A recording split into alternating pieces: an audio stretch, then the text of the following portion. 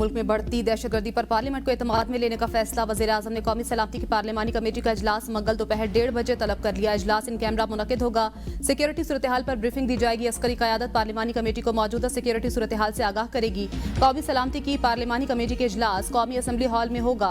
इजलास में पार्लिमान में मौजूद तमाम सियासी जमातों के पार्लिमानी लीडरान और उनके नामजद नुमाइंदगान शिरकत करेंगे। मुतल्लिका अरकान काबीना भी इजलास में शिरकत करेंगे। ज़राए के मुताबिक आला अस्करी क़यादत खैबर पख्तूनख्वा और बलोचिस्तान में दहशतगर्दी की बढ़ती वजूहात पर ब्रीफिंग देगी। अरकान के सवालात के जवाब भी दिए जाएंगे। पार्लिमानी कमेटी में आइंदा की हिकमत अमली भी मंजूर की जाएगी। Chairman Peoples Party Bilawal Bhutto Zardari की नेशनल एक्शन प्लान 2 की तजवीज़ का भी जायजा लिया जाएगा। पार्लियामेंट के फैसले की रोशनी में दहशतगर्दों के खिलाफ ऑपरेशन में तेजी लाने से मुतल्लिक फैसले होंगे। कौमी एक्शन प्लान पर अमल दरामद का भी जायजा लिया जाएगा।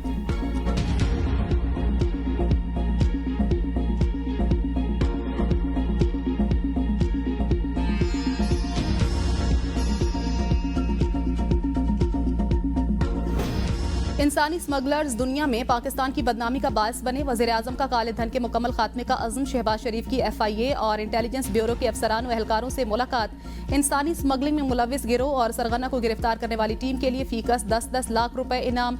इंसानी स्मगलिंग की रोकथाम पर FIA और IB के अफसरान की पजीराई। इंसानी स्मगलिंग के खिलाफ कार्रवाइयाँ मजीद तेज करने की हिदायत। कहा, पाकिस्तान को बदनाम करने वाले स्मगलर्स किसी रियायत के मुस्तहिक नहीं। काले धंधे में मुलविस अफराद ने पाकिस्तान के तशख्खुस को ठेस पहुंचाने की कोशिश की। मकरू अमल के बायस कई लोग डूबे और अपनी जिंदगियां गंवा बैठे। इंसानी जानों पर इससे बड़ा कोई जुल्म नहीं हो सकता। इंसानी स्मगलिंग में मुलविस अफराद कई बेगुनाह लोगों की जानें ज़ाया होने के जिम्मेदार हैं। जज्जा गैंग को गिरफ्तार करना लायक तहसीन। इंसानी स्मगलिंग के घिनौने जुर्म के मुर्तकिब अनासर की सरकोबी हुकूमत की अव्वलीन तरजीह है। इदारे इंसानी स्मगलिंग के घिनौने जुर्म की बेखनी के लिए दिन रात मेहनत करें।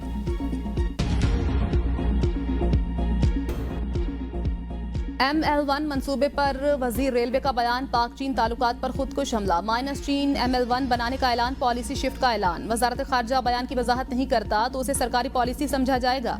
मुशीर इत्तलात खैबर पख्तूनख्वा बैरिस्टर सैफ का बयान। कहा, शहबाज हुकूमत अफगानिस्तान के बाद अब चीन के साथ ताल्लुकात भी खराब कर रही है। चीन की तरफ से $2 अरब कर्ज की मुद्दत में 1 साल की तौसी के बावजूद हनीफ अब्बासी ने ML1 खुद बनाने का बयान देकर चीन को क्या पैगाम दिया।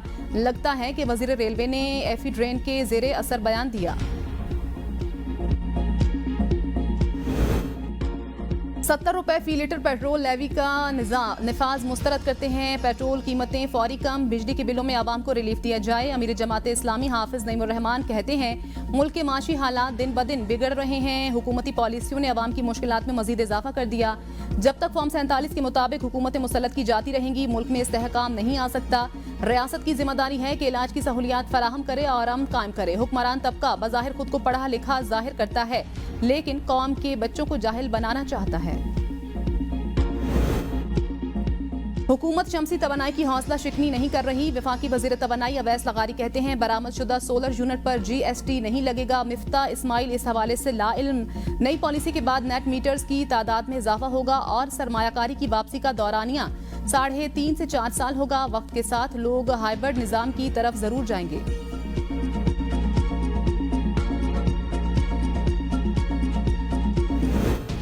कुछ सियासतदान BLA की खुलकर मुखालफत नहीं करते। सेनेटर अनवारुल हक काकड़ कहते हैं, सियासी लोगों को एक तरफ होना होगा। फजूल बहस में पड़ने की वजह से हमारी तवज्जो अहम मसाइल से हट रही है।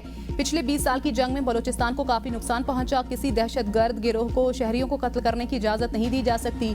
सिक्योरिटी काउंसिल ने जोर दिया कि आलमी कुव्वतें पाकिस्तान की दहशतगर्दी के खात्मे में मुआवनत करें।